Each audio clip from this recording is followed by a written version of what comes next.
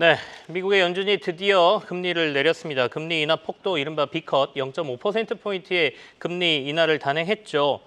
오늘 시장에서 IT와 관련된 SK 하이닉스 주가 하락이 큰 이슈이긴 합니다만은 장기적으로는 미국의 이 금리 정책이 시장에 미치는 영향이 더 크겠죠. 두 분의 전문가와 함께 시장 영향 그리고 앞으로의 방향성 이런 것들 한번 점검해 보겠습니다. 김한진 이코노미스트 그리고 염승환 LS증권 이사 두 분과 얘기 나누겠습니다. 어서 오십시오. 네, 안녕하세요. 자, 전 세계가 주목했던 FOMC 회의의 결과가 나왔는데 두 분은 어떻게 보셨습니까? 좀 예상을 하셨습니까? 김한진 박사님, B컷 예상하셨나요? 저는 25bp 인하할 것으로 예상했습니다. 네, 미국도 사실은 좀 나눠져 있습니다. 시장에서는 50bp B컷을 예상했지만 네. 이코노미스트 그룹에서는 거의 한 85%가 25bp를 점쳤죠. 사실상 순차적으로 좀 천천히 가는 게 맞다라는 의견들을 많이 주셨던 것 같아요. 그러면 0.5%포인트의 금리 인하는 조금 시장에 충격이 클 거다 이렇게 예상하셨던 건가요? 아니면 경기 상황이 이래서 0.25%만 해도 된다 이렇게 예상하셨던 건가요? 경기가 좋기 때문에 천천히 내려도 괜찮다라고 저는 봤던 거고요. 아마 25bp를 예상했던 증권사라든지 애널리스트도 이제 들도 비슷한 의견이었을 겁니다. 하지만 연준이 선택한 것은 물가의 위험이 현저히 낮아졌기 때문에 특히 파월 의장이 물가의 위험 중에서 임금 상승률을 언급했거든요. 네네. 임금 상승률이 현저하게 낮아졌다. 그러니까 물가에 대한 위험이 거의 없는 상태였기 때문에 그런 상태에서 고용이 지금 빠르게 식고 있기 때문에 고용을 지키는데 전념하는 그러한 측면에서 금리 인하를 조금 과감하게 첫 금리 인하를 50bp를 한 거죠. 시장에서는 사실 금리 인하가 이렇게 큰 폭으로 나오게 되면 경기 침체의 우려가 크구나 또 이렇게 받아들여질 수가 있기 때문에 베이비컷이 더 낫지 않겠느냐라는 의견들이 좀 있었던 것 같긴 한데요. 염승환 이사께서는 예상을 어떻게 하셨고 지금 결과가 시장의 어떤 기대와 부합한다 또는 부합하지 않는다 어떻게 보고 계세요? 저는 이제 개인적으로 한 0.5% 하지 않을까 생각은 하고 있었고요. 네네. 일단 왜냐하면 이제 고용 지표가 사실 7월 달에 워낙 좀 안 좋게 나왔고 또 연준 의장이 이제 그 전부터도 계속 고용 신경 쓰겠다 이 얘기는 조금 이제 연준이 약간 이제 그 금리 인하하는 시기가 사실상 좀 약간 늦었다고 좀 봐야 되거든요. 그래서 이 B컷을 하는 이유 자체가 경기 침체 때문에 한 건 아니고 좀 약간 늦은 데 따른 좀 이제 선제적인 조치를 취했다라는 그런 정도로 봤었기 때문에 0.5% 인하 좀 가능하지 않을까 생각을 했고요. 또 실제 지난주부터 이제 닉 티밀하우스 기자가 이미 좀 자기 이제 월스트리트 저널에다 기사를 좀 몇 번 썼죠. 그래서 사실상 이제 부대변인 역할을 하고 있었기 때문에 그걸 굳이 그 시기에 썼다는 거는 이제 연준이 소통을 못 하고 있었기 때문에 당연히 좀 언지를 준 게 아닌가. 그래서 50bp 확률이 사실 이제 FOMC 전까지도 오히려 이제 25bp 확률을 더 넘어섰기 때문에 시장에선 다 어느 정도 예상을 했던 것 같아요. 그래서 사실상 별 영향이 좀 그 부분에 있어서는 없었는데 다만 이제 시장이 약간 실망했던 건 이번 50bp 인하한 거는 대체적으로 긍정적으로 보는데 향후에 금리 인하 속도가 시장 기대보다는 좀 늦어지지 않을까. 그러니까 중립금리를 좀 오히려 올려버렸잖아요. 그러다 보니까 연준이 생각하는 그 금리 인하 속도랑 시장이 생각하는 속도가 좀 약간 좀 괴리가 좀 생긴 것 같아요. 그러니까 시장은 좀 어차피 지금 금리 낮출 거 B컷을 좀 몇 번 더 해가지고 좀 금리를 더 빠르게 좀 낮추길 원했던 것 같은데 연준의 점도표나 이런 걸 보면은 사실 점도표 찍을 때도 올해 지금 이제 남은 2번 동안 50bp 인하한다는 게 더 이제 점도표가 찍혔는데 그것도 사실 의원들 간의 의견 차이가 되게 심했던 것 같더라고요. 그러니까 추가 인하에 대해서 이 속도나 이런 방향성에 대해서 이게 100% 명확하지가 않았던 거죠. 그래서 약간 시장은 그 부분에 조금 이제 나쁜 점수를 준 게 아닌가라고 생각을 하고 있습니다. 도리어 올해뿐만 아니라 내년에 이제 금리 인하 속도와 관련돼서 시장의 예상보다는 연준 인사들이 조금은 더 천천히 할 것 같은 게 시장은 더 두렵다라는 얘기네요. 경기 침체가 온다면 빨리 금리 인하 해가지고 시장을 부흥시켜주는 게 좋은데 그런 말씀이신 것 같아요. 결국엔 말씀하신 것처럼 경기를 어떻게 판단하고 있느냐가 지금 굉장히 중요한 것 같은데요. 잠시 파월 의장 발언을 듣고 저희가 얘기를 조금 더 진행해 보겠습니다. I don't see anything in the economy right now that suggests that the likelihood of of a downturn is elevated. Okay, I don't see that. You see growth at a solid rate. you see inflation coming down, and you see a labor market that's still at very solid levels. So I don't really see that. No, thank you. 자, 이제 경기 침체는 아니다라고 얘기는 하고 있는데 B컷을 하다 보니까 시장에서는 왜 그럼 왜 B컷을 하니? 뭐 이런 질문을 할 수가 있는 것이죠. 김한진 박사께서는 지금 미국의 경기 상황을 어떻게 판단하십니까? 네, 파월 의장도 뭐 50bp나 하다 보니까 네. 이제 경기 침체는 없다라는 얘기를 굉장히 강조를 했습니다. 그런데 뭐 현재 미국 경제 수준은 조금 비정상적인 호황에서 정상으로 회귀되는 그래서 조금 이게 더 진행될 경우에 잘못하면 이제 경기 침체로도 갈 수 있는 그런 과도기적 지점에 와 있다고 생각하거든요. 네네. 그런데 이 부분에서 사실은 7월, 8월, 9월 미국의 평균 3개월 동안의 일자리가 11만 4천 개였는데 7월이 잘 아시다시피 허리케인 베릴이 치고 간 그런 네. 달이기 때문에 임시 해고가 거의 한 25만 건 정도 이렇게 발생했던 달이거든요. 그래서 저는 이제 조금 7월, 8월, 9월에 낮은 고용이 조금 앞으로의 경기를 조금 더 다 대변하는 것은 아니다라고 생각을 하고 있습니다. 7월이라는 특수한 달이 빠져야. 네네. 그러니까 8월, 9월, 10월 정도의 3개월 평균치를 봐야 7월 달에 조금 소음이 끼어 있는 고용 지표가 빠지면서 미국 경제를 조금 더 정확하게 파악할 수 있는 게 아닌가 네. 이렇게 생각을 해서 아마도 연말까지는 경기 침체냐 아니냐 또 경기 침체로 언제 경기 침체에 도달할 거냐 아니면 뭐 경기 침체는 없냐 이런 여러 가지 얘기들이 지표가 나올 때마다 주식시장을 괴롭힐 것 같고요. 즉 경기 지표에 따라서 변동성이 계속 큰 상태가 지속되면서 연말까지 조금 경기 침체 언제 올 건지에 대한 부분, 연착륙의 진위성 여부에 대해서 계속 검증하는 기간이 될 것 같습니다. 박사님께서는 그러면 그 여러 가지 경제 지표 중에 경기 침체의 신호를 읽을 수 있는 가장 중요한 지표를 뭘로 보십니까? 지금은 해고인 것 같습니다. 해고? 예, 원래는 고용 지표가 네. 후행 지표지만 지금 팬데믹 때문에 고용 수급이 굉장히 이상하게 꼬여 있기 때문에 네. 기업들이 해고를 강력하게 하면 실업률이 급등하게 돼 있습니다. 그런 측면에서 기업들이 어닝이 위축되면서 해고를 언제 하냐. 지금은 네네. 채용도 조금 안 하고 해고도 안 해고. 하는 그런 중립적인 상태인데 기업들 결국에는 기업들 실적과 관련돼 있겠죠. 대규모 구조조정이 나온다거나 해고가 많아지면 이게 경기 침체의 빠른 신호로 저희가 봐야 된다라는 맞습니다. 말씀이세요. 얼마 전에 이제 보잉은 자체 내 문제가 있지만 보잉도 대규모 이제 해고를 한다라는 얘기가 전해지긴 했는데 이런 뉴스가 많이 튀어나온다라고 하면 조금 더 경기 침체 우려를 해야 되는 것 아니냐 이런 말씀으로 보이기도 하고요. 근데 이제 연준의 이번 행보가 경기 침체는 아닌데 선제적으로 우리가 내린 거야 이렇게 해석을 해야 되는 건지 아니면 경기 침체 신호를 받기 때문에 B컷이라는 뭔가 그 선제적이라는 표현을 앞서 썼으니까 단행을 한 것인지 어떻게 보십니까? 뭐 기자회견에서도 파월 의장이 얘기했지만 앞서 염희선님 말씀대로 지금은 너무 정상화랑 거리가 먼 높은 기준금리이기 때문에 이 부분을 빨리 한 3% 정도까지 낮출 필요가 있다. 그동안은 뭐 물가 때문에 못 낮췄지만 이제는 그 정상화. 그러니까 경기를 부양한다기보다는 기준금리를 정상화 수준으로 되돌리는 네. 그러한 과정에서의 선제적 금리 인하. 하지만 뭐 여러 가지 뭐 생각해 봤을 때는 경기 침체를 막기 위한 보험성 금리 인하, 선제적 금리 인하라고 봐야 되겠죠. 선제적인 표현이 더 맞을 것 같다라는 말씀이시고요. 그러면 아까 그 염승환 이사께서 근데 점도표를 보니까 시장의 기대보다 금리 인하 속도가 이제 예상되는 금리 인하 속도가 너무 늦는 것 같다라는 표현을 하셨거든요. 속도감은 어떻게 평가하세요? 그러니까 조사모사인 것 같습니다. 지금 많은 이코노미스트들이 생각하시는 것은 처음에 많이 내릴 거냐 아니면 내년에 많이 내릴 거냐라는 부분인데 이거는 주식시장의 결국에는 뭐 중립적이라고 생각합니다.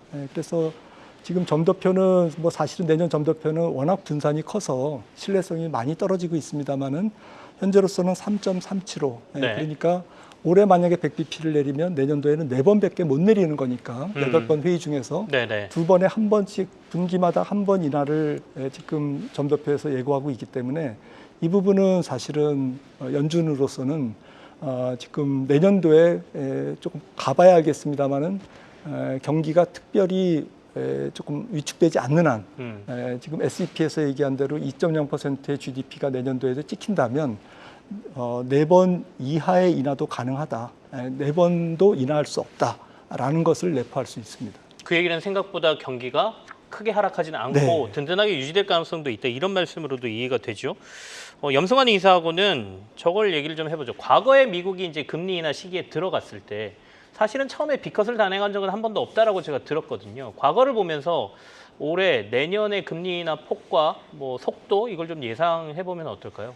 보통 이제 B컷 할 때는 경기가 이미 침체될 때 뭔가 네. 큰 쇼크가 생길 때 하잖아요. 근데 지금은 그런 상태가 아니라 사실 이제 박사님 말씀대로 너무 비정상적으로 기준금리가 좀 높았죠. 물가를 잡느라고. 네. 그렇기 때문에 이제 그걸 정상화해야 되는데 속도가 좀 워낙 느렸기 때문에 일단 이제 B컷부터 좀 시작을 했다. 그게 좀 과거와는 좀 다른 점이다라고 보시면 좀 좋을 것 같고, 일단 올해 말까지 추가로 50bp, 내년에 이제 100bp, 또 26년까지 추가 50bp 인하, 이게 전망인데, 다만 이제 저도 말씀드리고 싶은 게 이렇게 되면 이제 결국 26년에 기준금리가 3% 이하로 떨어질 거예요. 근데 이 경로대로 가는 걸 여러분이 본 적이 있습니까? 점도표도 매번 바뀝니다. 네네. 올해 한 번 한다고 했다가 지금 다시 지금 바뀌어버렸죠. 그죠. 불과 3개월 만에. 네네. 그러니까 너무 점도표에 저는 연연할 필요가 전혀 없다. 그냥 이거는 좀 저는 어떻게 보면 좀 후행적일 수밖에 없다라고 좀 말씀을 드리고 싶고, 그래서 우리 주식 투자분들은 미래를 보고 해야 되니까 결국 관건은 주식시장에서 지금 제일 중요한 게 물가라든가 미국의 이제 고용이라든가 이런 정부의 어떤 정책들인데, 결국 물가는 잡혔고 지금 정부 정책적으로는 미국 같은 경우 계속해서 재정 지출을 하면서 돈을 풀 가능성이 높다고 보거든요. 이게 뭐 네. 해리스가 되건 트럼프가 되건 상관없이. 그러면 이제 결국 중요한 게 경제죠. 그래서 이 경제가 훼손되는 것만 아니면은 미국 증시나 글로벌 증시는 단단할 것 같은데, 이제 과거에도 보면 여러 번에 이렇게 금리 인하를 했을 때 결국 경기 침체가 안 왔을 때는 대부분 다 올랐어요. 특히 지금 이제 경기가 좋다가 약간 연착륙 하려고 하는데, 보통 이럴 때 과거에 이제 평균을 내보면 1년 후에 16.5%가 다 올랐다고 합니다. 평균적으로. 다만 21년, 그러니까 여러분들 기억하시면 2001년도하고 2007년도 아마 기억하실 거예요. 그때는 금리 인하를 했는데 실제로 그 다음에 경기 침체가 와버렸죠. 근데 주식시장이 폭락을 했거든요, 실제. 그래서 이제 앞으로 내년까지 우리가 좀 계속 확인해야 될 거는 경기 침체냐 아니냐, 이게 더 중요하다. 그러니까 점도표가 얼마 가냐 이거에 논쟁을 할 필요는 없고요. 사실상 이제 미국이 경기 침체 진짜 오는 건가, 네. 아니면 연착륙 성공할 건가, 여기에 포커스를 계속 맞추시면 되는데, 근데 과거 사례를 보면 이렇게 지금 미국도 경기가 단단한 건 분명히 맞는데 소비 심리 지수나 이런 여러 가지 지표들을 봤을 때 되게 미래 경기를 걱정하는 모습들이 되게 많거든요. 근데 그런 걸 보면 지금 경기 침체는 항상 모두가 낙관할 때 사실 많이 찾아왔거든요. 그래서 과거 그런 걸 보면 지금 이렇게 걱정들이 심한데 실제 경기 침체가 저는 그렇게 올 확률은 그렇게 높지는 않다고 생각을 합니다. 다만 이제 계속 경기 침체냐 아니냐 이런 논쟁들은 계속 펼쳐질 텐데, 경제 지표만 꾸준하게 좀 좋게 나와주고 기업들의 이익만 단단하다면 사실상 금리를 좀 늦게 낮추건 네. 뭐 좀 빨리 하건 이게 뭐 대세를 결정짓지는 않는다, 이렇게 보고 있습니다. 금리 인하 속도하고 폭을 떠나서 경기가 그렇게 큰 침체만 없다라고 하면 증시는 올랐다 과거에. 네. 이런 말씀을 좀 해주셨어요. 그리고 연준은 항상 저희가 그런 얘기 많이 듣죠. 샤워실의 바보들이라고 얘기합니다. 그러니까 뜨거운 물 너무 뜨거우면 찬물 틀었다가 찬물 틀어 차가우면 뜨거운 물 틀었다가 뭐 이러면서 후행적으로 움직인다라고 얘기를 하기 때문에 결국엔 경기 지표에 따라서 지금 점도표가 다 변할 수도 있다, 이런 말씀을 좀 해주셨어요. 앞서 김한진 박사께서 결국에는 앞으로 우리가 눈여겨봐야 될 게 고용 쪽, 특히 해고 뭐 이런 쪽이라고 말씀하셨는데, 고용 시장을 보고 있는 파월 의장의 발언도 저희가 잠시 확인하고 나서 조금 더 자세한 얘기 나눠보겠습니다. Why should we not expect a further deterioration in labor market conditions if policy is still restrictive? Labor market conditions have cooled off by any measure, as I talked about in Jackson Hole. But they're still at a level. The level of those conditions is actually pretty close to what I would call maximum employment. So you're close to mandate, maybe at mandate on that. So what's driving it? Clearly, payroll job creation has moved down over the last few months, and this bears watching. By many other measures, the labor market has returned to or below 2019 levels, which was a very good, strong labor market, but this is more sort of 2018-17. So the labor market bears close watching, and we'll be giving it that. But ultimately, we believe, with an appropriate recalibration of our policy, that we can continue to see the economy growing, and that will support the labor market. In the meantime, if you look at the growth in economic activity data, the retail sales data that we just got.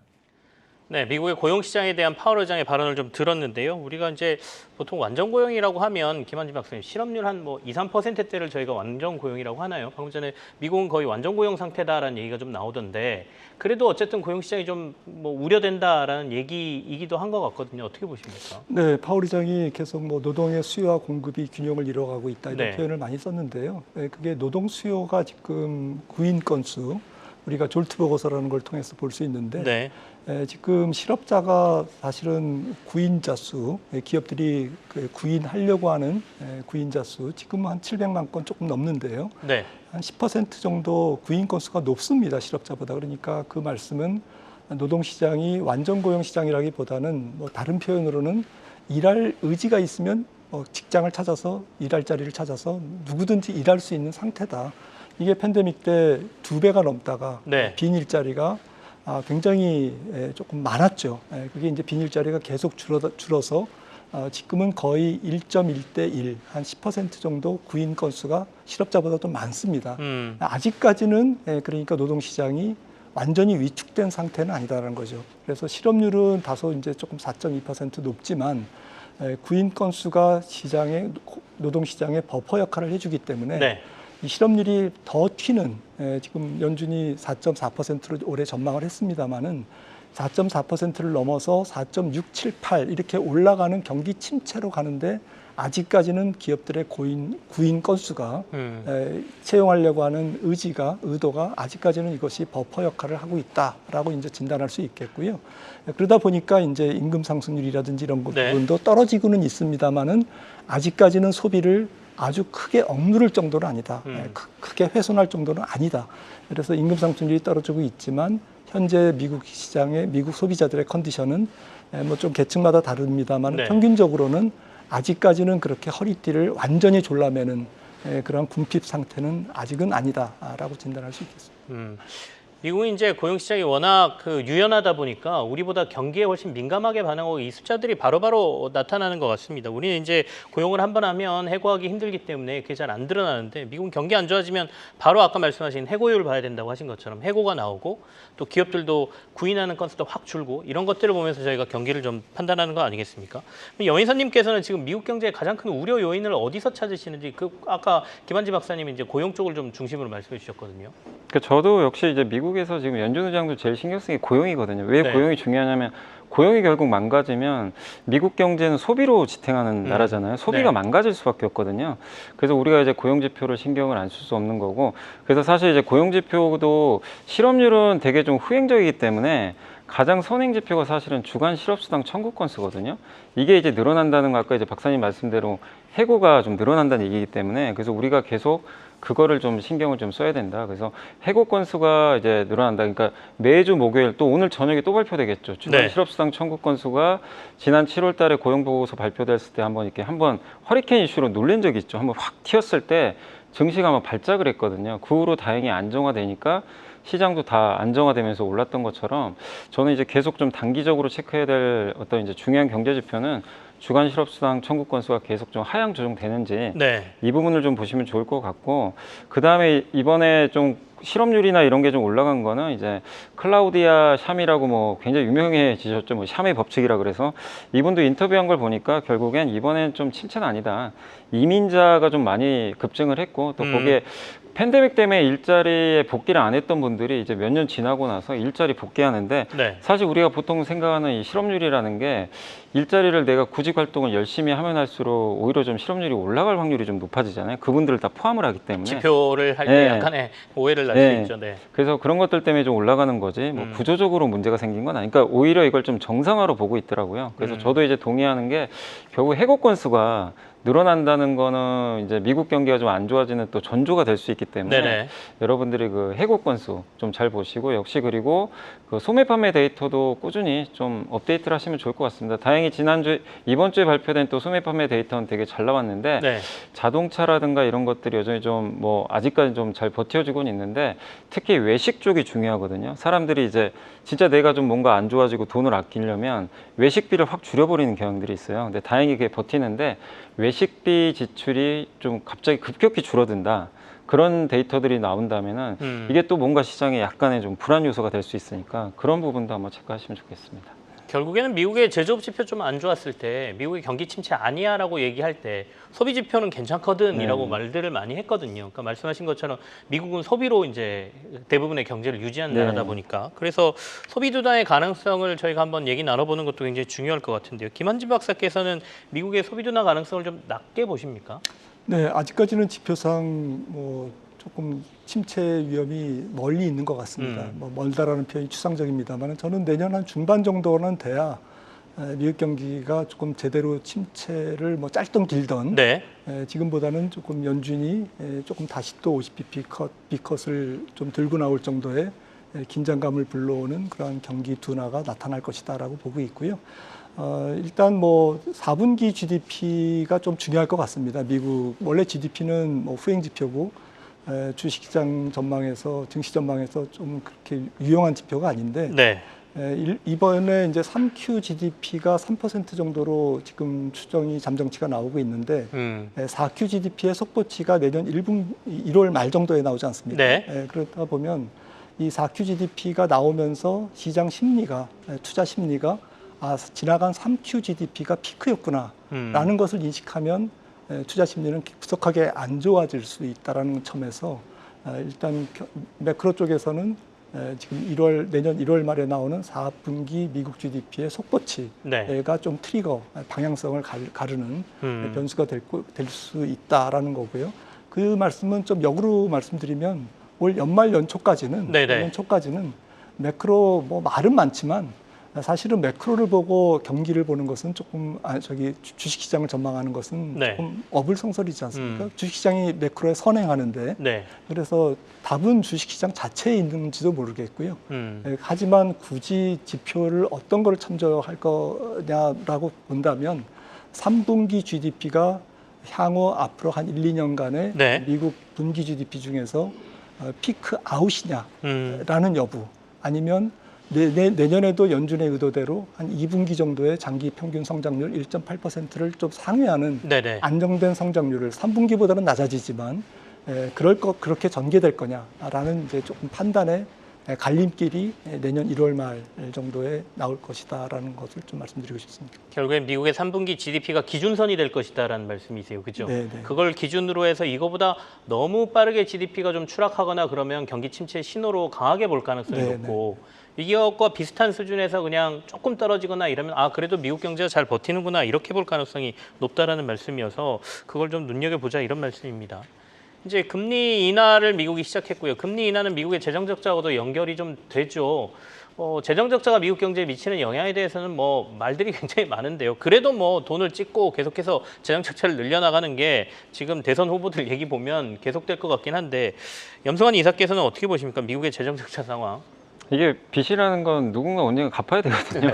그래서 누군가는 피해를 좀 볼 수 있죠. 근데 지금 미국은 어쩔 수 없는 지금 상황인 게 지금 뭐 대선 후보들도 다 계속해서 재정 적자를 늘릴 가능성이 높을 수밖에 없죠. 왜냐하면 지금 전 세계가 지금 평화로운 시대가 아니거든요. 이미 평화로운 시대는 끝났고 흔히 요즘에 이제 각자 도생의 시대라는 이제 말을 좀 많이 하고 있죠. 그래서 사실 미국만이 아니라 전 세계가 지금 재정 적자를 좀 늘리고 있는데 특히 미국 같은 경우는 세계 2차 세계대전 이후로 가장 많은 재정 적자 지출을 지금 한 것 같더라고요. 네. 그 정도로 돈을 많이 쓰는데 그게 결국에 이제 지정학적 리스크도 하나가 있겠지만 결국엔 미국이 지금 원하는 것 중에 하나가 이게 이제 표를 얻는 가장 좋은 방법 중에 하나가 트럼프 당선 때 그때 예전에 입증이 됐죠. 미국에 공장을 짓겠다.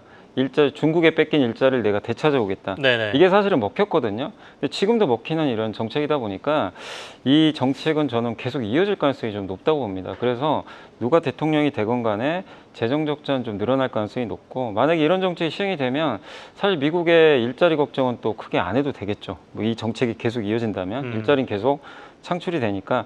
근데 결국엔 미국의 재정 적자를 감축하기는 또 쉽지가 않거든요. 그러면 이게 걱정이 되는 게 이게 자꾸 미국이 국채 발행을 많이 하면 금리가 튈 수가 있잖아요. 네네. 그래서 이제 많은 분들이 걱정하는 게 지금 중국도 안 사고 러시아도 이미 뭐 발뺀 지 오래고 미국의 국채를 사줄 수요가 도대체 있겠느냐. 거기다가 지금 이제 일본은 또 엔캐리 청산 얘기까지 나오니까, 근데 이제 데이터를 보면은 또 그 영국에서 또 상당 부분 중국의 그 빈자리를 많이 메꾸고 있기 때문에 미국 국채에 대한 수요는 여전히 좀 많다고 합니다. 그래서 뭐 중국에 안 산다 이런 거에 대해서 너무 네. 좀 저는 우려할 필요는 없는 것 같고요. 그래서 미국의 국채 금리 급등 가능성은 그렇게 좀 높진 않고, 또 시중 금리는 이미 낮아지고 있기 때문에 그런 걸 봤을 때 미국의 재정 적자가 지금 당장에 뭔가 큰 어떤 이제 미국 경제 부담으로 작용하지는 않을 것 같다. 다만 이제 몇 년 후에 이런 이제 청구서가 날라올 때 그때 어떻게 대응할지는 좀 우리가 지켜봐야 될 것 같습니다. 대응의 문제일 뿐이지 미국 국채 금리와 관련돼서 국채 발행이 많이 늘어나는 걸 걱정할 필요는 없다라는 말씀이어서, 저희가 3대 쓸데없는 걱정이 있지 않습니까? 재벌 걱정, 연예인 걱정, 그리고 미국 국채 수요 걱정까지 저희가 놓아야 될 것 같습니다. 자, 방금 전에 일본 얘기를 조금 하셨어요. 일본이 내일 이제 BOJ 통화정책 회의가 있거든요. 일본의 이 금리 인상 발언이 나오면 시장이 이제 요동을 치던 상황이 좀 계속됐기 때문에 내일 이제 어떤 발언이 나오느냐, 그리고 실제로 연내 추가로 금리를 인상하느냐가 굉장히 중요할 것 같은데요. 김한진 박사님 얘기를 좀 들어보겠습니다. 아마도 지금 엔화가 많이 내려와 있기 때문에 네. 강세를 보이고 있기 때문에 BOJ도 추가 금리 인하에 대해서 조금 부담을 느끼고 있을 거고요. 그리고 좀 일본 경제를 지탱하는 것이 일본의 대기업들이고, 이 대기업들이 수출 의존도가 높기 때문에 네. 지금 140엔 근처에 와 있는 엔화 강세 기조를 조금 이렇게 계속 좌시할 수는 없을 거다라는 생각이고요. 그런 측면에서 일단 공은 10월 BOJ 통화정책 회의로 넘어갈 것 같습니다. 멘트도 시장을 조금 엔화를 자극하지 않는 선에서 네. 나올 가능성이 커서 일단 엔캐리 트레이드도 뭐 한 90% 이상 청산된 것으로 보고되고 있고, 엔화도 한 140엔을 뚫고 아래로 내려가기에는 일본 경제 펀더멘탈이 그렇게 강한 것은 아니기 때문에 국가 부채라든지 재정 적자라든지 이런 부분에서요. 그래서 당분간은 140엔을 지키는 선에서 오히려 환율을 보고 네. 통화 정책이 이루어지는 그러한 BOJ의 통화 정책 특징이 나타나지 않을까 싶습니다. 9월에는 일단 조용할 것 같고 10월쯤으로 좀 뭐 다양한 얘기가 나오겠습니다만 좀 완화적인 얘기가 나오지 않겠느냐라는 말씀입니다. 이 미국이 이제 금리를 내려버렸기 때문에 미국하고 일본하고 이제 금리 차가 좀 좁혀지는 상황인데, 여기서 또 일본이 금리를 올려버리면 이건 더 좁혀지는 거 아니겠습니까? 그러다 보면 이제 엔캐리 트레이드 청산 가능성이 더 높아지는 뭐 이런 얘기가 나올 것 같은데, 염희사님은 어떻게 보십니까? 추가적으로 아까 이제 한 90% 정도 청산된 걸로 뭐 여기저기서 얘기가 나오니까요. 추가적으로 뭐 이런 일이 또 일어날 걸로 보세요? 근데 사실 이제 이게 정확하게 금액이 얼마인지 알 수가 없거든요. 네. 근데 이제 최근에 나온 또 자료들 보면 뭐 일본계 글로벌 해외 채권 투자금이 뭐 300조 원 정도 된다. 이런 추정이 있는데, 이게 우리나라 돈으로 3,000조잖아요.